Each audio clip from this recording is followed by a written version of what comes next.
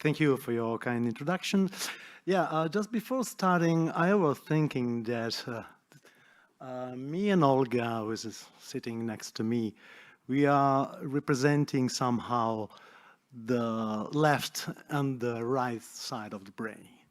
I am a scientist, she's an artist, and we suppose that we are very different each other.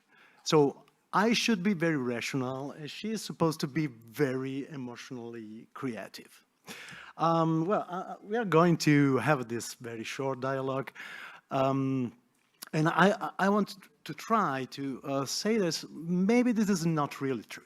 So let me just start. As Ralph Doom mentioned before, from more or less 1 year, we, Sony CSL, in collaboration with Maxi Museum in Rome, we started our our work in the context of a START project, the European project START, which means science, technology, and arts. And this year edition is called Repairing the Present, so it's very focused on the relevant aspects of SDGs, the new European Bauhaus, and the European Green Deal. So after a very long competition, we selected 2 relevant artists who presented their proposals for our challenges. One of them concerns the big data used for the urban problems, and the artist is here in this room.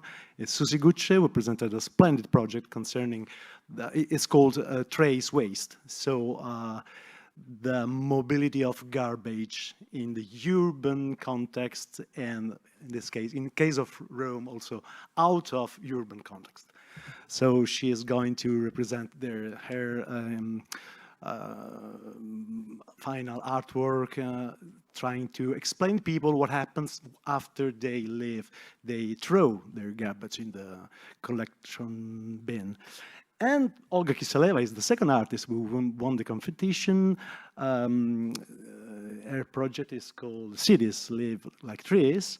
And so I just want to start from her project. So Olga, can you tell us, about your project and your vision of interaction between science and arts? Thank you. Oh, you have to turn the button on. Yeah, thank you very much for inviting me, and thank you to Stars and to Maxi and to Sony for the chance to be part of this team during this year.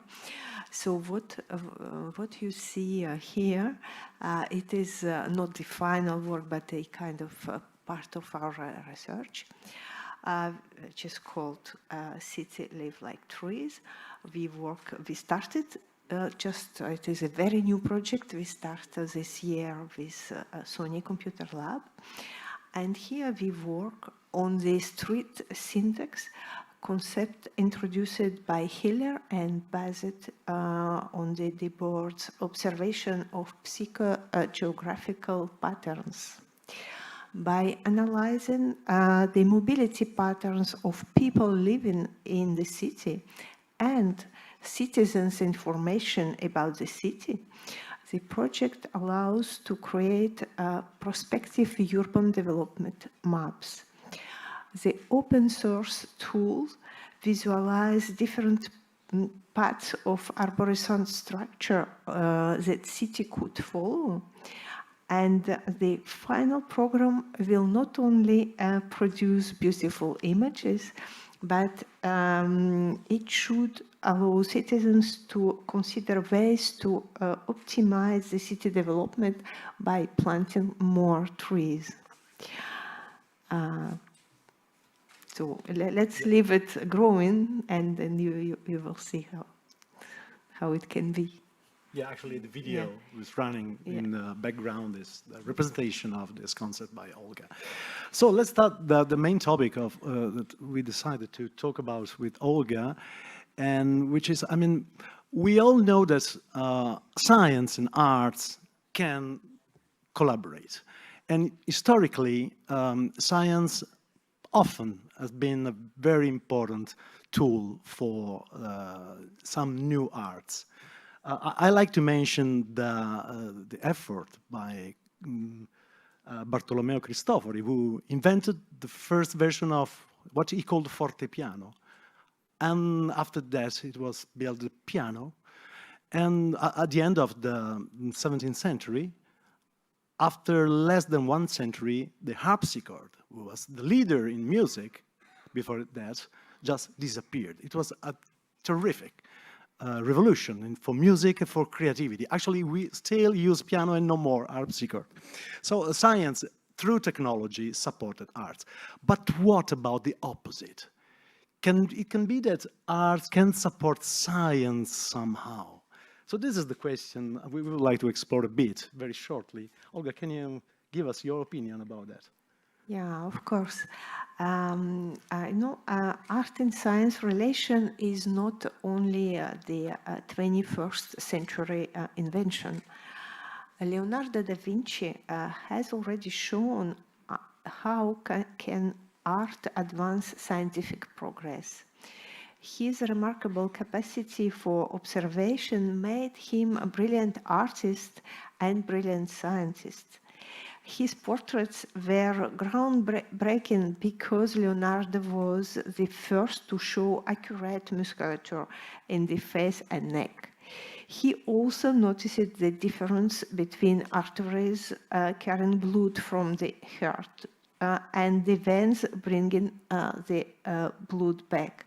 So, as a scientist, he drew the first accurate models of the human circulatory system.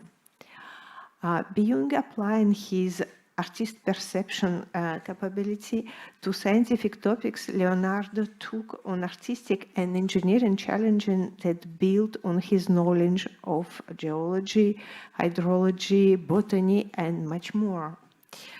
But that integrative spirit inspired other legendary artist-scientists such as Albrecht Dürer, Louis Pasteur, or Buckminster Fuller.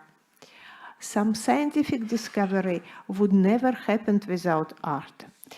Thus, in 16th century, it was the German artist Albrecht Dürer who created the theory of perspective. Louis Pasteur, my colleague from Sorbonne, was training in making portraits. It helped him to understand chirality, the mechanism by which molecules can take left-handed and right-handed forms. Some artistic production triggered a scientist or engineer to make a connection or think in a fresh way about the problem that they are working on. Einstein claimed that music underpinned his insights that lead to his theory of general relativity. Seeing an Escher prints of fish arranged in a gear stimulated the chemist Adrian Simon to produce the first DNA-based nanotechnologies. So maybe let's stop here today. But there are still many stories describe how mirror paintings, Calder mobiles, or Stravinsky symphonies inspired 20th century researchers. Yeah, thank you, Olga. Yeah, you mentioned a lot of very relevant persons who, okay, mainly they were artists, but they were connected with science at certain point. And they developed something more interesting, some new tools, some new devices for creating, for exploring, and the creativity for arts. But actually, I try to explore what is known about arts driving science. And actually, there's nothing. And in my opinion, it's quite straightforward because actually we are supposed to be rational. So how art could just give us some support? Maybe I can have some good mood if I listen to Mozart when I use my mathematical tools. Well, actually, I'm not sure about that. As a scientist, I know that the most relevant steps in science happen because of intuitions, because of insights or serendipity events. Usually, a scientist can imagine something, then maybe he can try to explore or to experiment this intuition. And then, or at the same time, he can try to formalize with mathematical tools what it imagined. So in my opinion, both artists and scientists are living the two faces of a coin. And the coin is creativity. So that's why in Sony CSL, we focused on what we call the augmented creativity. As Vittorio mentioned in the first part of his talk, we are not working on artificial intelligence in the mainstream, like, I don't know, other very important companies, because, okay, I mean, we cannot compete with them, but we are trying to use our physical knowledge to explore something new. We are trying to follow some very weird paths for artificial intelligence. Why? Because we want to give the machine or the device or whatever the ability to explore a space of what does not exist now, or what is new, what is a novelty, what is unexpected. And usually this is not included in an artificial intelligent device. Now we are developing some theories, some approaches to give these machines the ability to explore something new, something which is not, I mean, it's possible, but it's actually is not probable, as Vittorio said before. And I'm sure that this approach in future can have some very important impact, not only for arts, but also for exploring new themes, new solutions, new paths for approaching and solving, say, addressing the main SDGs from United Nations. So, Olga, I think you want to add something at the end, and maybe we can stop. Oh, yes. Please. So we hope the place inaugurated today would help to restore this prominence to the power of the integrative thinking that Leonardo exemplified and which is developed today in the art and science field. Thank you very much. Thank you all for your attention.